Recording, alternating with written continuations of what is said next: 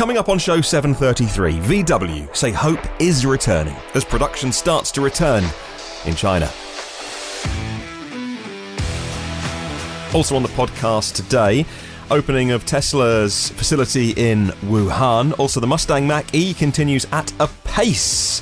And ground levelling for Gigafactory Berlin is going to be completed soon. Those stories and many more coming up on today's podcast. Well, good morning, good afternoon or good evening, wherever you are in the world. Welcome to EV News Daily for Monday, 30th of March. My name is Martyn Lee, and I go through every EV story so you don't have to. Thank you as always to myev.com for helping me make this show. MyEV in the USA is all about creating a platform for people to buy and sell EVs, but it's so much more than that as well. And admittedly, at the minute, you're probably not going to be doing too much buying and selling, but you can still talk about EVs on there. You can research them, find out about financing and warranty, and if you're a dealer at the moment, maybe business is a little bit down at the moment, you can certainly head on there and find out what their dealer section is all about if you want to work with them so that when business gets back to normal, you are ready to go. Okay, let's kick on with the first story on the podcast today. And the headline story on the podcast today is a positive, feel-good story. And certainly, in some parts of the world, life is getting back to normal. VW say hope is returning. Just 2 months ago, China was considered the centre of the coronavirus pandemic. Meanwhile, there are signs of relaxation in China, with the car industry slowly returning to normality. Well, production of vehicles and components has resumed at 22 of the 24 Volkswagen locations, and that's a piece of news that I want to pass on today. Very important to remember that whilst some parts of the world, certainly here, we are very much in lockdown, there are other parts of the world which have dealt with this and are, whatever the new normal is, getting back to normal. Volkswagen Group China sales figures are starting to show signs of improvement following coronavirus. The overall market trend is going upwards. More than 95% of Volkswagen Group dealers are reopened after shutting down. Customer frequency isn't where it was. It's about 60% if you're interested, compared to normal times. And again, whatever this new normal is as we get back to it. The Volkswagen brand is represented in China by about 2,000 dealers. There are 430 dealerships of Audi.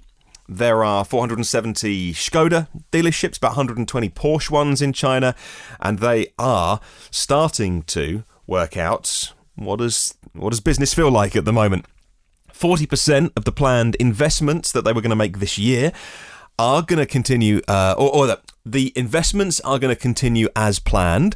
They're not suddenly stripping out loads of investment in their future business. VW say there is no reason to do that. We're going to continue with the investment that we decided on before coronavirus, and 40% of that total investment is for electric mobility. This year, for example, production of the new electric models based on the MEB platform. That's what the ID3 is based on. And the ID4, that's going to be the first one that goes to North America. That is going to be starting at their plant in Anting for SAIC Volkswagen, the joint venture they have there, and in Foshan with FAW Volkswagen, the other joint venture. Both plants are designed for the production of purely electric cars. Well, from 2025, Volkswagen Group plans to sell 1.5 million electric cars a year in China. I know it's 5 years away. A lot's going to happen in 5 years, but that's the plan. It's also based on the introduction of the Volkswagen ID family launched. And again, that launch is still on track. The ID brand launched in China later this year. So I know that China had it first and didn't have it worst, because there are other countries that have overtaken. US has overtaken the Chinese coronavirus figures, for instance. But it's an indicator of when the rest of us get this under control, and there are some glimmers of hope in some parts of the world. I know it's pretty bad in others, but as we get through the other side of this, and as someone said to me recently, well, actually it was Nick, on Sunday night, I took part in a live YouTube kind of interactive live show called EV Lounge Live, where the presenters, myself, Nick and Craig, and then the audience who were taking part in the chat were discussing all these kind of EV things that have happened in the week. And Nick said, look, because he sells cars for a living, he's like, this is like pressing the pause button. This isn't ripping everything up. All this is doing is pressing the pause button. Very, very soon, hopefully, we get this under control, we'll press pause again, and we will be up and underway. Another example of that is Tesla reopening their Wuhan store. The VP of Tesla China shared a message online. Her name is Grace Tao Lin. I quote, "I received a video from my colleague in Wuhan before the meeting in the morning, and the Guogang store is officially resumed. Wuhan friends went out to work for the first time in 2 months," end quote. And that's great news. Well, Teslarati says that Wuhan has allowed many businesses to reopen amidst the virus as authorities lifted the mandatory quarantine that lasted over 2 months. Wuhan's government has permitted retail locations and malls to resume business to revive the world's second largest economy. While residents are now being allowed to go out and shop in local malls and shopping centres, they're required to stay within the Hubei province that the city of Wuhan is located in, at least until the 8th of April at this stage. Well, staying on this news, an employee at Tesla's battery plant outside of Reno, Nevada, has tested positive for COVID-19, according to an internal memo obtained by CNBC. KRNV-NBC Reno previously reported on this matter on Sunday, says Lauren Kolodny for CNBC. And from Tesla themselves, the memo says this, and I quote, "If there is a future confirmed case, our protocol at Tesla is to interview the individual, investigate their whereabouts, speak to their managers to determine to the best of their ability who had contact with that individual at work, and then we'll notify individuals who had direct and extended contact and tell them to self-quarantine to watch for symptoms. Please feel free to reach out with questions or concerns," end quote. And that's really important as well, because you just don't know. You work somewhere like that with so many people and word will get around. Somebody has been tested positive and you wonder, did I meet that person in the cafeteria? Where were they? What department did they operate in? So companies, and not just Tesla, have a very big responsibility, very big duty of care here. And by the look of it, Tesla are doing exactly that. Well, there's a couple more stories today around this theme. As the virus did indeed spread throughout China back in January, BYD, the EV maker BYD, began re-engineering their production lines to allow the company to produce face masks and disinfectants. The company said it was able to get production of those items up and running in just 2 weeks. A face mask production line requires about 1,300 individual parts for various gears and rollers, and BYD was able to source pretty much most of those in-house, reports the website ride.tech. Currently, the company produces 5 million face masks and 300,000 bottles of hand sanitizer a day. A day! And BYD claims it makes it the largest producer of face masks in the world, 300,000 bottles of hand sanitizer and 5 million face masks a day. Well done, BYD. So, is Ford pressing pause on the Mustang Mach-E? Is a story that I brought you yesterday on the podcast, on Sunday's edition, because some people saying, well, look, this is a crucial time for Ford. Is it going to put the Mustang Mach-E launch or development back? Well, today we have an answer from Ford. Ford engineers are indeed keeping the Mustang Mach-E program on track, they say. Ford have been saying that the launch in fall is continuing, even as the coronavirus pandemic disrupts things like manufacturing, sales, and their other businesses. According to the Detroit News, as the engineers are working from home, developers have traded team rides, the whole team riding in the car, 4 or 5 people, in prototype vehicles. They've had to change that to recorded video. Labs have been turned into garages. Co-workers are now their children. And office conversations are now virtual chats. But the team developing Ford's Mach-E says it remains focused on completing the base model's final evaluations and continuing work on other versions. One of those collaborators is a lady called Alina Kapoor. She's the Mach-E calibrator. And I quote, "If there is a different calibration we want to try, I will jump into the vehicle. The flash goes in. I will take the car around the block, come back, look at the data, and see how things reacted. Maybe I'll get back in the vehicle, tweak a few things, and come back to the desk. It's right there. If I need something done in one vehicle, I follow up with my fellow calibrators and say, hey, can you grab this data for me? Can you try this out? Can you make sure this diagnostic checks out? We kind of help each other out at the end of the day, but we're making it work," end quote.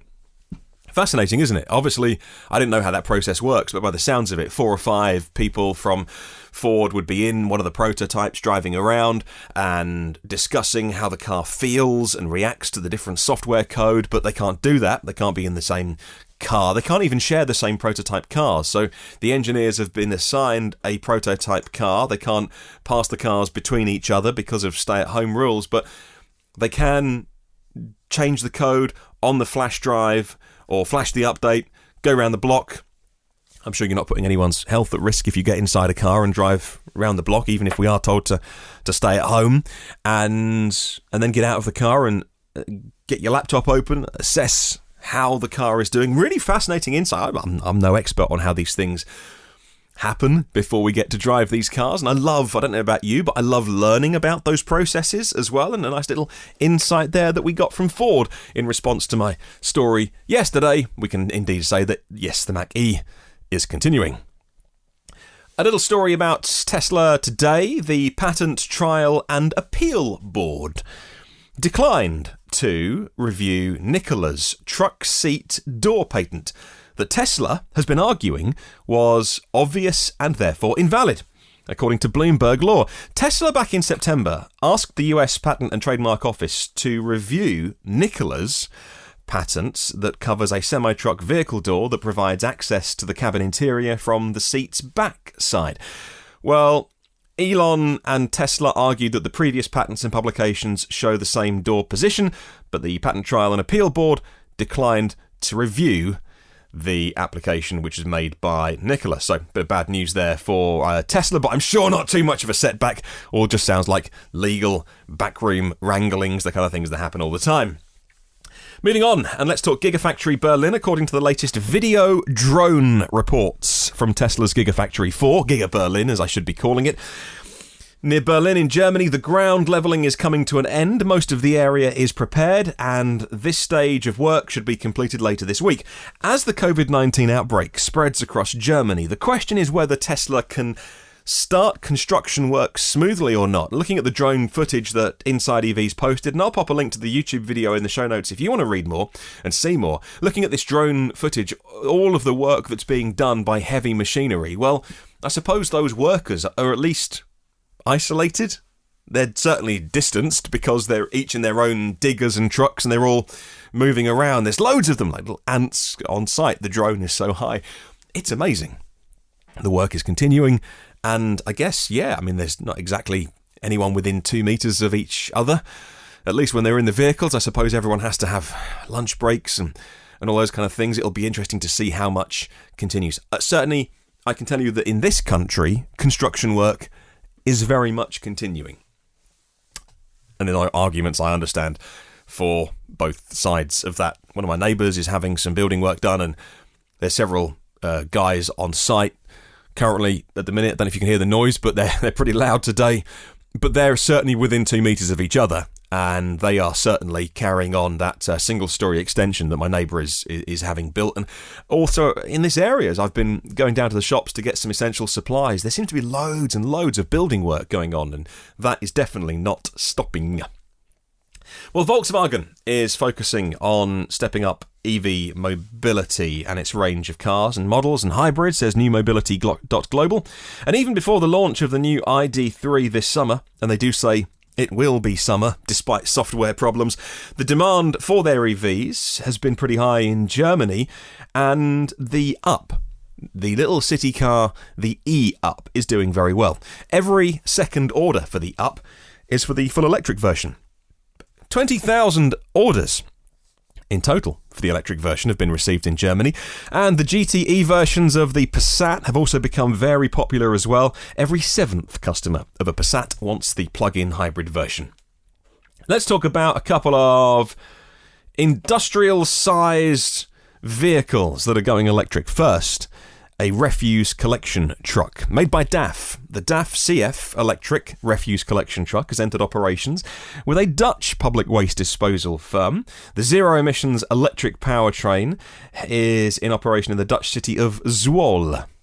Hope I said it correctly. It says Green Car Congress website. The driveline has a battery pack with 170 kilowatt hours, and that is sufficient for the garbage collection routes. Waste collection trucks typically return to the depot every few hours to unload all of the trash, at which time the electric garbage collection truck recharges up to 80% in 30 minutes, and off it goes again. And staying with these kind of sized vehicles, the vehicle manufacturer Liebherr, in cooperation with Design Work and ZF, have developed the first fully electric cement mixer truck. You know, one of these big truck mixers that you see with the big drum spinning around slowly on the back, holding 10 or 12 cubic meters on a 5-axle chassis, this one. And it's fully electric. The first applications are planned in autumn this year, as customers start to get the vehicle in Switzerland, says Electrive.